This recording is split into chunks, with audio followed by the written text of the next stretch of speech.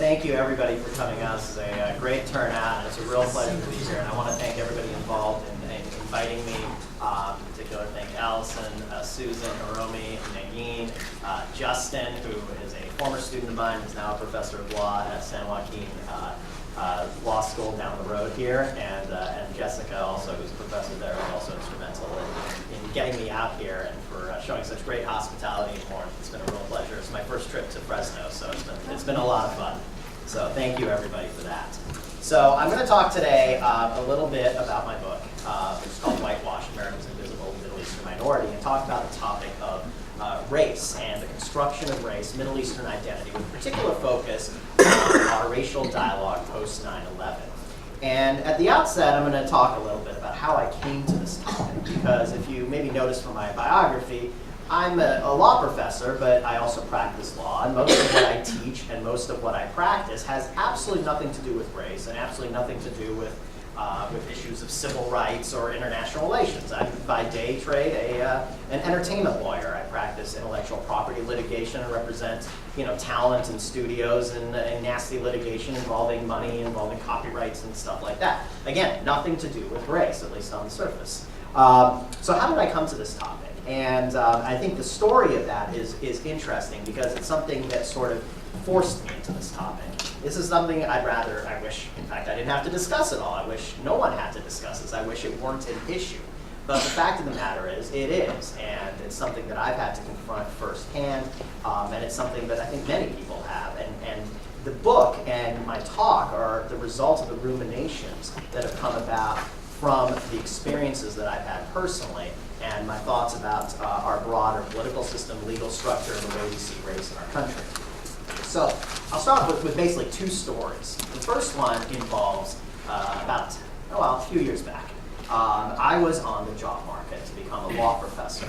And the way it works is when you become a law professor is you go to a big conference in Washington, D.C., you interview with a lot of law schools, and if they like you, they fly you back to campus and they do an all-day interview with you. So I went to the conference in D.C., got a number of callback offers, and one particular school called me back, and they flew me out to the school, and I did an all-day series of interviews and all of that. And they told me, okay, in a couple weeks we'll let you know about the position. I was up for a tenure-track teaching position. Now, this, just by way of background, I won't name the law school, but it was a law school in an area with a very large Middle Eastern student population and a very large Middle Eastern community. And anyway, so the day of the vote came along. I didn't get a phone call that day. The next day I get a phone call from the chair of the hiring committee, someone who was kind of in my corner. He really wanted me to join the faculty. He calls me up and says, John, unfortunately I've got some bad news. So I thought, oh, okay, well, I didn't get the job, no problem. He said, unfortunately you came one vote shy of the needed supermajority to be given an offer. And so I said, oh, that's too bad. You know about these things. Teaching positions are hard to get. There's all kinds of things that happen in the process, so you can't take it too personally. And as the son of two academics, my parents were both professors, not law professors, thankfully. So I have like some semblance of independent identity to cling to. But they had always warned me. They always told me never become a professor. Because I blatantly violated their advice. And so I was about to hang up the phone. And when the chair of the hiring committee made a very curious comment, and remember this guy's a lawyer also, which makes the comment even more, as Alice in Wonderland would say, right, curious sir. He said, don't worry, John, it had nothing to do with you, it wasn't personal. So I said, well, okay, yeah, I'm taking it personally. He's like, well, what happened was a group of 8 professors voted in the block against you. They all agreed you'd be fantastic, a great colleague, a wonderful addition to our faculty. They just objected to you on the grounds of race. So I thought, oh my God, what is he? Did he just say that? Did he just blatantly tell me that they objected to me on the grounds of race? Obviously, he was very upset, so he didn't mind sharing this information with me. And so immediately, I start thinking, like, wow, I can't believe this is so blatant. And I start thinking, how racist of them, how terrible of them, all this stuff. And so I start muttering something about, something about discrimination against minorities. And he goes, no, John, it has nothing to do with that. So I said, oh, what does it have to do with? And he said, well, the 8 faculty members that voted in the block against you categorically refused to have another white male on the faculty. So I just paused, and the only thing I said was, I'm not white at the airports.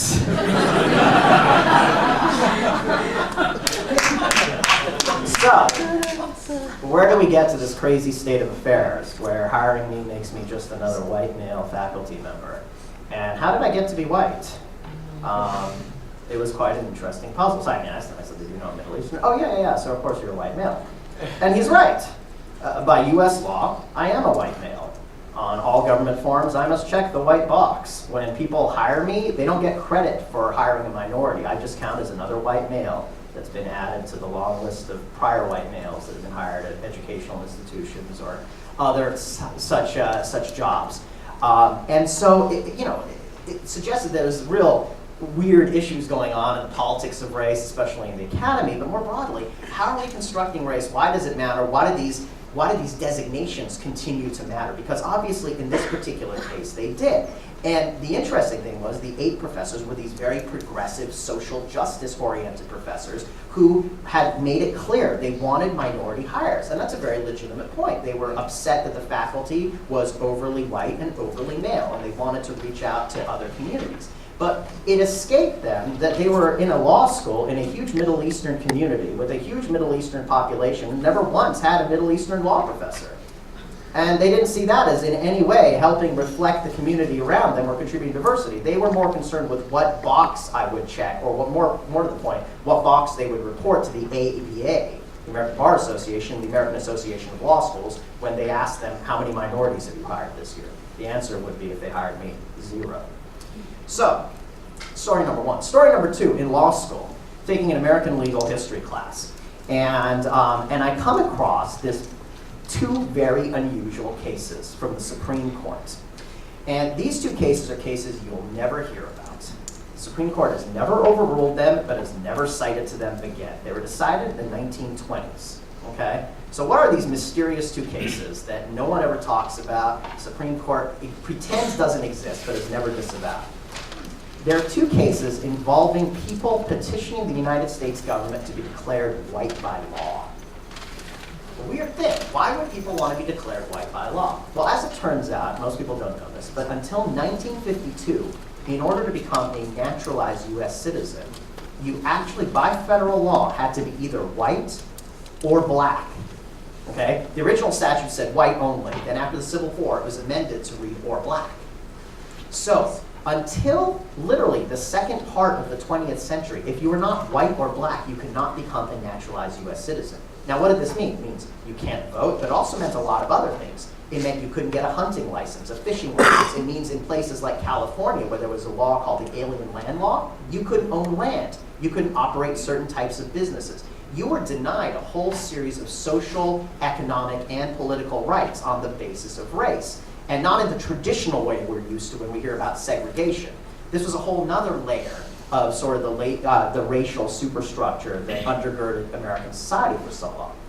And so you have these fascinating cases, basically, where litigants from the 1860s through the 1950s petitioned the US courts in an attempt to simply become American citizens. They were denied that, and so they took up appeals claiming, no, I'm white. So these 2 cases that got to the Supreme Court, one of them was an individual named Ozawa, an individual of Japanese descent. He petitioned to be declared white by law. He made arguments which to us today sound ridiculous, and the court entertained them, and they said, are you white or are you not white? And they asked themselves, are the Japanese white people? And so how did the court deal with this pressing legal issue? Well, I'll explain in a minute. The other case involved an individual of Indian descent, as in Indian subcontinent. He asked to be declared white by law. So Ozawa lost his case, not without controversy. He said the real test for whiteness should be skin color. And he said, look at me. Look how pale my skin is. I'm white. And the court said, no, I'm sorry, sir, you're not white. And as a result, you don't get to be naturalized. You don't get all the benefits of citizenship, etc. The gentleman from India claimed that under racial theories of sort of the origins of the races, he was quite literally a Caucasian, because the Indian subcontinent was originally settled by Aryans, who eventually made their way through Iran and then up into the Mediterranean and into Germany and became the Aryans of Nazi fame, which is not such a great thing to cite. But nevertheless, he said, I'm literally an Aryan. Aryans are Caucasian, and therefore I am white. And the court said, close call, but no, look at your skin. It's really, really dark. So too bad. So the guy who was really, really white, the Japanese citizen, got denied citizenship on the grounds of, well, it's not really about race. It's not really about skin color. But the guy who said, well, okay, let's talk about then the origins, the history or whatever. I'm Aryan. And they said, nah, your skin's too dark. Too bad. You're not white either. Question, who's white? So I got very fascinated and started delving into this body of case law. And started researching, and I found some very fascinating things. In particular, the treatment of the Middle Eastern population, which ties into my first story. How did I become white? And the answer resides in these cases and the development of the definition of whiteness through time. And what's fascinating is the very definition of whiteness has changed radically over American history. In the 1780s, a white person meant something very different than it meant in 1860, something very different than it meant in 1900, and something very different than it means today. In 1780, when people referred to someone as white, they meant white Anglo-Saxon Protestant. They meant someone of Anglo-Saxon descent. That meant someone of British descent, of English descent, preferably, maybe German. Ben Franklin, in his diaries, wrote about how the Swedes weren't white. And he said, can you imagine that? The Swedes, not white. Today, that's ridiculous. They're to us the epitome of a white person, right?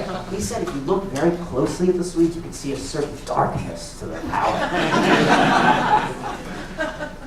Ben Franklin, his works in the 1780s. So they weren't white. And certainly if you were Italian, you weren't white. If you were Irish, you weren't white. If you were Greek, you weren't white. And over time, various different groups, the definition of whiteness contracted and also expanded. And over time, the Irish became white in the mid-1880s, slowly the Italians became white. But one noticeable thing, the Italians becoming white is a very recent phenomenon. Up until the 1950s, segregation was practiced in parts of California, as many of you may know. It was struck by a California Supreme Court decision called Westminster. But the pools were split up on Hispanic Day versus White Day, the public pools, and the Italians were not on the white side of that divide. They were forced to swim on Hispanic Day. Italian school children in the Old South were frequently placed in the black classroom because they were considered to be part black, based on certain traces of African blood allegedly in Sicily and other parts of southern Italy. So I noticed a fascinating trend in this sort of definition of whiteness, that it's malleable, that what we understand as white really is not necessarily anything that is grounded in any kind of real science, that it's largely a construct, a social construct, and it's a malleable concept that is responsive to the particular needs of the society, in particular the particular decision on who gets the goodies in society and who doesn't. It's about deprivation and power. And Middle Easterners throughout the early 19th century, throughout the early 20th century, petitioned to become white as they first entered the country. And the particular cases I focused on, there are cases involving Arabs and Armenians.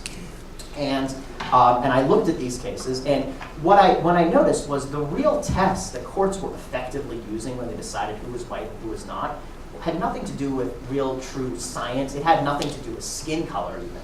More than anything, it was about performance. It was about who acted white. That's how they would determine, especially for people who are on the brink. And so, for example, the Armenians did fairly well in these cases. Why? Why would the Armenians do well in these cases? Well, the answers are several. Number one, what religion are Armenians? Exactly. Big factor. Now, does religion have anything to do with race? No. On the surface, no, but people get very conflated about these two things. We saw this very recently in the case of the tragic Boston bombing, right? Remember, those bombers were identified as Muslim, and then people said, oh, but they're white. How can that be? This is confusing, a white Muslim. There's like two completely contradictory principles. And so people frequently conflate race with religion. In fact, one of the early slave codes in Virginia actually allowed individuals who were enslaved, who were African American, to get out of slavery by converting to Christianity.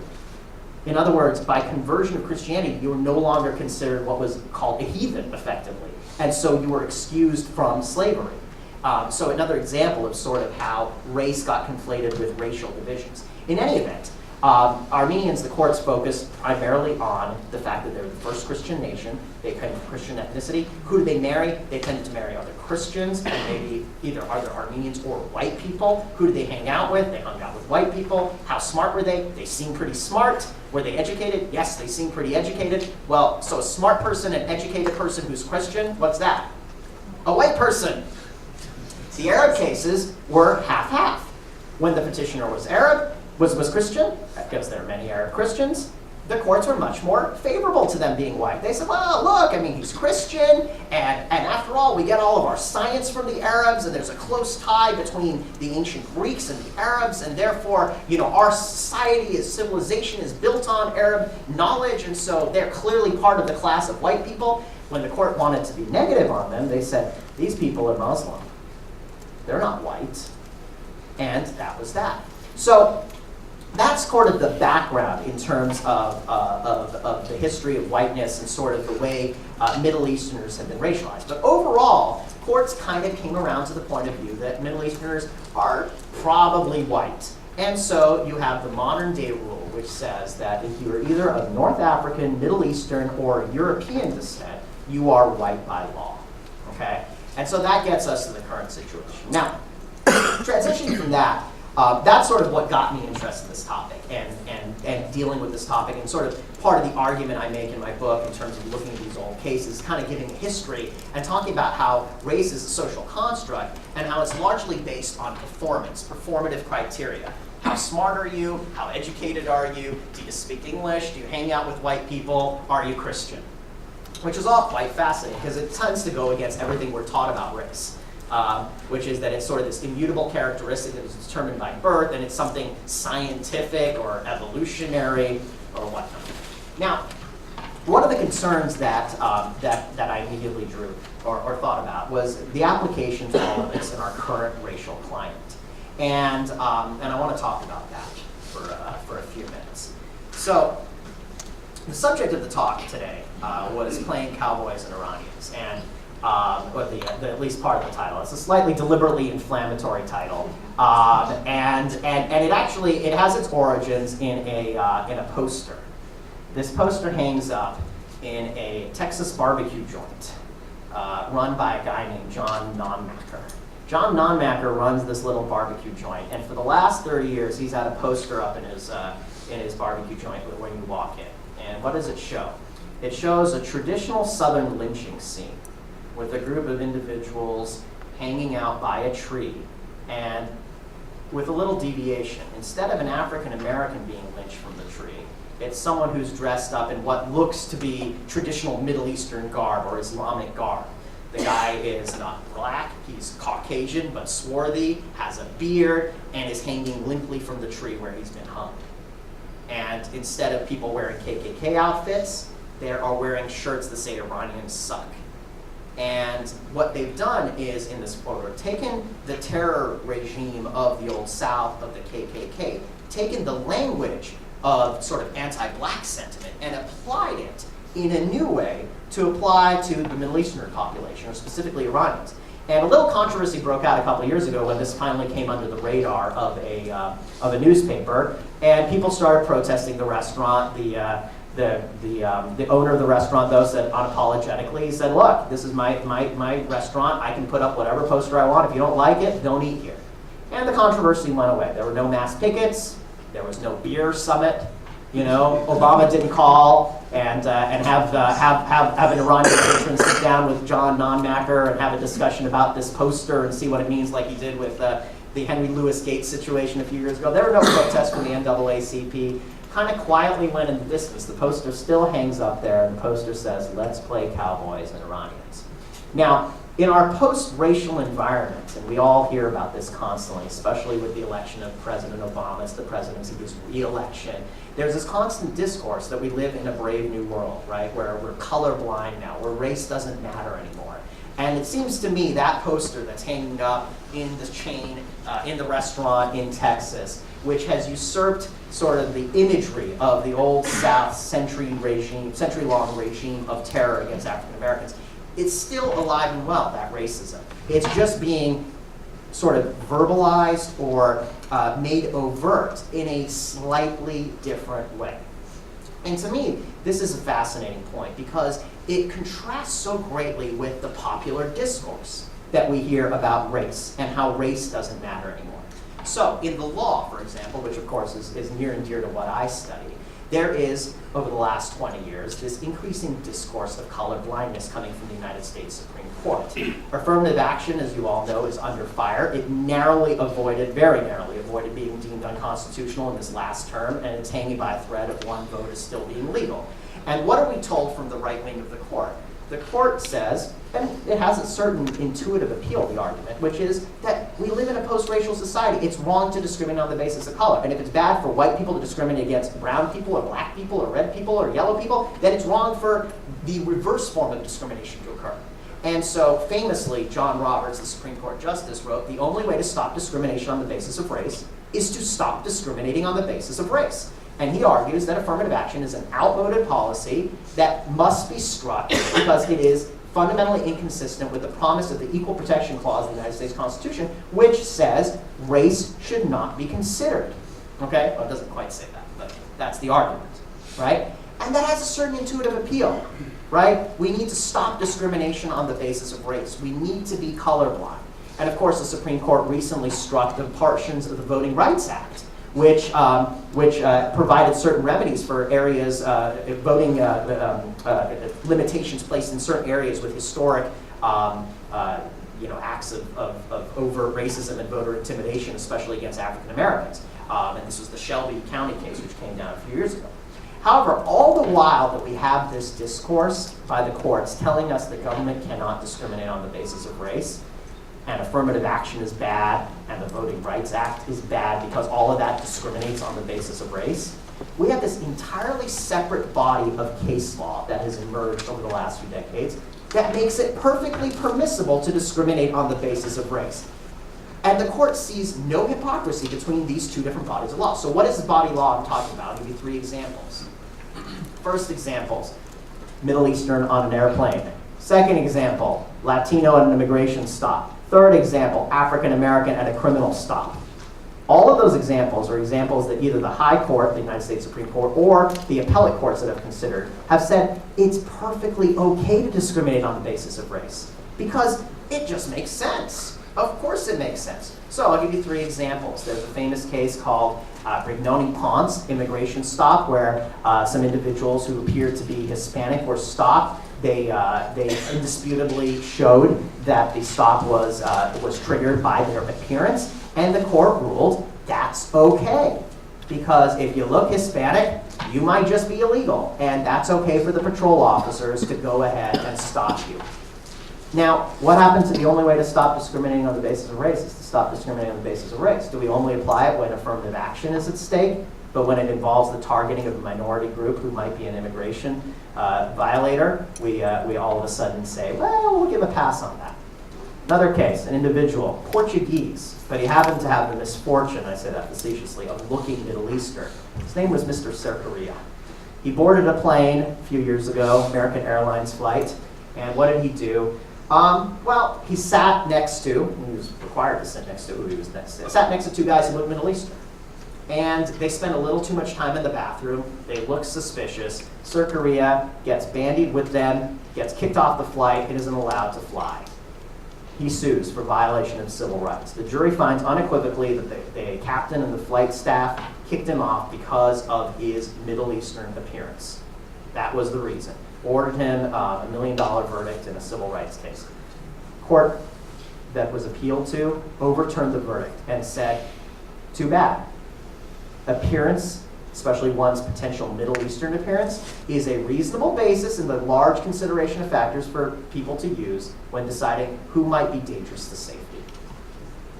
Oh, okay, well and good, except you have the court at the same time still telling us that we can't discriminate on the basis of race, and we have this bold new colorblind American.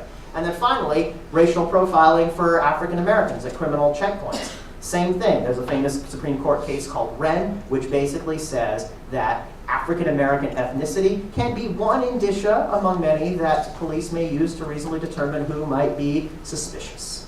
So we have this very odd disparity in this discourse between what is permissible and what is not permissible in terms of color blindness. And at the same time, we have resulting continuing inequities on the basis of race that continue to affect the country. To me, one of the most stunning statistics that exists that kind of seems to refute this notion of color blindness is a very bold economic statistic. This is from the 2010 census, okay? And you've all seen studies on, how African Americans or other minorities earn less on average than whites, right? And those studies usually look at income. And there's usually kind of like it's like maybe a 2-to-1 difference or something, or a 1.5 to 1 difference. So African Americans might earn, 60% of what whites earn on average.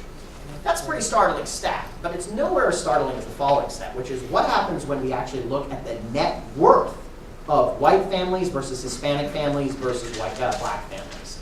Those figures are absolutely startling. So 2010 census, the average white family has a net worth of $110,000. Okay? The average African American family has a net worth of $4,995. That is a 22-to-1 difference.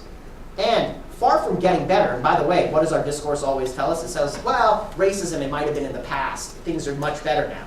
Far from getting better, that number has actually, at the worst it's been in 30 years since they started keeping statistics. A 22-to-1 difference. Imagine that the average African American family has a total net worth of $5,000, while average white family, $110,000. Average Hispanic family, not that much better. They're about $7,900. Again, startling statistic that suggests that there is something at least continuingly awry going on. Now, I talked about a little bit about the transitioning discourse on race and talked about this Cowboys and Iranians poster. And one thing to me that sort of epitomizes the transitioning discourse on race is, as it particularly applies to Middle Easterners, is Middle Eastern has sort of become the buzzword or the way through which racialized discourse is now much more permissible. Okay, and I'm going to use the example of the election and re-election of Barack Obama to portray this. One of the things that was very significant, of course, was that Obama is the first African-American president, or at least half African-American, right? And this was hailed as a victory, and rightfully it is. It's a remarkable moment in the country's history. But at the same time, if one looks at the tenor of the attacks against Obama over the 2008 election and the 2012 election, the discourse is still very much racialized. But it's not racialized in the traditional way, because overt attacks on his blackness have become verboten. That's not kosher, that's not cool, at least overtly. So he's still being attacked for his blackness and his minorityness, but in other ways. And how was that expressed? Well, in many ways it was expressed by linking him to Middle Eastern / Muslimness. So it started out early with the 2008 campaign when Hillary Clinton was on TV and was asked about Barack's religion. And what did she say? She said, and this is very, she's a smart lady, so she picks her words carefully. She said, he's Christian, as far as I know. Real pregnant pause there, gives legitimate thought, right? What were the attacks against Obama? Sarah Palin talked about him palling around with terrorists. Drudge Report would pick out pictures of Obama dressed in what? What looked to be Islamic garb while he was visiting Kenya. Okay? People would bust out all sorts of things about his father, who was Muslim. They would talk about his early childhood in Indonesian Muslim school. He was seen as a Manchurian candidate. Of course, questions about his birthplace have continued to fester throughout the election, despite the irony that both of his opponents had questions they might have addressed about their birthplaces, right? Where was McCain born? Anybody know? Panama. Panama, yeah. Was he a natural-born U.S. citizen under the Constitution? You could make an argument he is. You could also make an argument he's not. Did he face any questions about it, though? No one bothered him about it. What about Romney? Romney, of course, famously joked, you don't really have to ask about my birth certificate, right? A poignantly racialized comment. The irony, of course, is where is Romney's father from? Mexico, yeah. Interesting, right? And Romney's father was never accused of not being a natural-born citizen when he ran as a presidential candidate back in the 60s. So the discourse on race was very much racialized, but the attacks were not overtly on blackness. They were what's more acceptable, which is attacks on Middle Easternness / Muslimness. And again, you have this conflation of Middle Easternness with Muslimness, which is something that is a persistent issue and ties into what I was arguing about earlier, which is this way that we, in fact, conflate religion with race. As many of you may know, but as maybe the average American doesn't know, is the vast majority of Middle Easterners that live in the United States are not Muslim.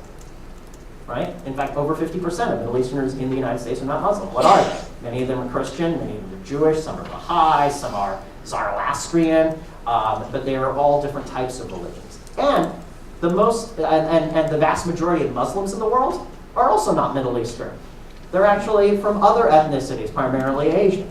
Yet there is this kind of underlying conflation of Middle Easternness with Muslimness that affects racial profiling policies and whatnot.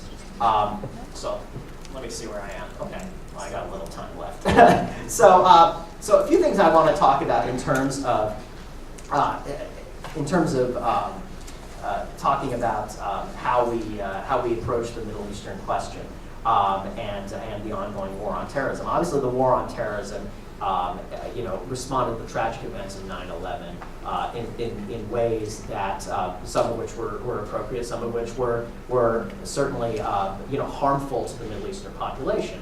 And they do, in many ways, betray this notion of color blindness. It's recently come to light in the last couple of years, for example, that policing efforts do focus on people on the basis of race, and in particular based on their religion or their perceived ethnicity, Middle Eastern or Muslim, right? The NYPD has recently had to deal with the release of numerous documents that suggest that it has a program based on persons and peoples of interest that explicitly targets individuals of the Muslim community or the Middle Eastern community for special scrutiny. The recent elected mayor, Blas de Blasi, right, has promised to end those efforts, but Bloomberg certainly supported them, and we'll certainly see. There's been a surge in discrimination cases over the last decade involving individuals of Middle Eastern and or Muslim descent, or people perceived to be individuals of Muslim or Middle Eastern descent. So Surcaria was an example. He was a Portuguese individual. Another example is a woman named Shoshana Hebshi. A couple years ago, she decided that the anniversary of 9/11 would be a good day to fly. Her logic wasn't great, but she thought she'd get a cheaper ticket that day. So it's probably right. So she flew. She's half Jewish, half Palestinian. Interesting mix, right? American, though. And she was flying from the Bay Area to Detroit. She was on a Frontier Airlines flight out of Denver, and she sat in a row with two South Asian men, both of whom were there by themselves. When they landed in Detroit, no one was allowed to leave the plane. The plane was stormed in by armed military, FBI, TSA, Homeland Security officials. She was forcibly taken off the plane by gunpoint. She was held in a cell for about 6 hours. She was stripped naked. She was forced to bend over and cough and spread her butt cheeks. What was her crime? Well, the guy she was with, that people perceived her to be with, which by the way she wasn't with, they spent a little too much time in the bathroom. So her civil rights were blatantly violated. She was targeted for special treatment. Now again, people were edgy on that day, right? It was the 10th anniversary of 9/11. That's understandable. But to target her explicitly and to conflate her as being with those other two people, of which they did nothing wrong. Everybody was released, but was not given an apology. But she wrote about it very poignantly on her blog, saying, until this day I always thought I was American, and I thought I was just the same as any other American. But after this experience, I know I'm not the same as other Americans, because at any moment this can happen to me, and it's not going to necessarily happen to other Americans who look different. And she said that it was plain and simple, it was based on how I looked. And of course, was she Muslim? No, she actually wasn't Muslim. Whereas, were the two guys who were South Asian, Middle Eastern, or Muslim? No, they weren't. But they were unfortunate victims of some of the alarmism that has occurred. Again, the alarmism is understandable, but the idea of betraying our fundamental fealty to supposed notions of color blindness, I think, is far more alarming, where we are beginning to let loose on our commitment to civil rights by allowing the targeting of Middle Eastern individuals or perceived Muslim individuals. And of course, the result of this is not just a problem for the Middle Eastern population or for the Muslim population. It's obviously, as I've given you examples, it's affected other communities. It's affected Latinos. Border security has become a huge issue post 9/11, and as a result of that, there's been a wave of reactionary legislation that's been passed. So, for example, Arizona famously passed their Show Me Your Papers law, Senate Bill 1070, which basically allows the police there, when they have reasonable suspicion, to ask someone to provide papers and identification and everything. Now, what is reasonable suspicion? That someone might not be in the country legally. And can you articulate in any way beyond just how they look? Probably not. It's very difficult. And of course, as much as proponents of those bills say, well, this is not a racial profiling bill, if you look at the bills, they say race will not be considered in any way except as permitted under the United States and Arizona constitutions. What did I just tell you about the case laws I just told you about? How has the Supreme Court interpreted racial profiling? So far, no problem. In fact, the Senate has tried, or at least U.S. Senator Russ Feingold, throughout the first decade of this century, tried to introduce legislation in the Senate to outlaw racial profiling. It was consistently 2002, 2003, 2004, 2005. It never made it out of committee. So when people tell you racial profiling, well, of course it's illegal. Well, no, actually, Supreme Court has been okay with it so far. Lower courts have been okay with it so far. And yet it seems to betray the fundamental point of the 14th Amendment, especially when there's an ongoing attack on programs where government is actually color aware with respect to helping out minorities. Those programs are attacked, but at the same time, we're allowing the targeting of individuals, whether it's at criminal checkpoints, at immigration stops, when flying on the highways, on the roads, we're allowing the targeting of communities of color. Okay? So, big picture point, what's sort of my message for at least the Middle Eastern community? One of the issues I talk about, and I bring up this proposal very reluctantly because I don't love it, but I find, unfortunately, it's better to do this than not do it. And that is, because we have historically defined Middle Easterners as white in person, in fact, I mean in law, that doesn't mesh with the reality of treatment. You have growing rates of job discrimination, religious discrimination, growing rates of discrimination generally against that population that's being targeted. And one of the problems that comes about is there's no political voice in that community. And so for better or worse, I propose actually the creation of a Middle Eastern actual label. And I hate labels, and I hate to be reduced to a label. I hate to be reduced to a Middle Eastern label myself. But the cost of being reduced to a number is not as bad as the cost of being invisible. And currently, the Middle Eastern community is largely invisible. Many Middle Easterners actively want to be known as white, or will portray themselves as white, or will downplay their Middle Eastern identity. There's plenty of studies that have shown that very few Middle Easterners actually identify themselves as Middle Eastern or Arab or Persian or Turkish or Armenian on the actual census forms. They like to say white. And part of that promotes an invisibility in the community that, as a result, is not given much of a voice. And this is, in a way, a mistake, I think, because other communities of color, like African Americans, like Asian Americans, have gotten voice because they have coalesced around a label, as much as labels suck. So I think that's one thing that I would certainly propose. But I'm kind of drawing to a close on my time. So I will leave out the remaining of the comments. I'm happy to take Q&A and also throw out other comments as we go along. But the big picture point is that government condoned discrimination has been an unfortunate template or tragic part of our past.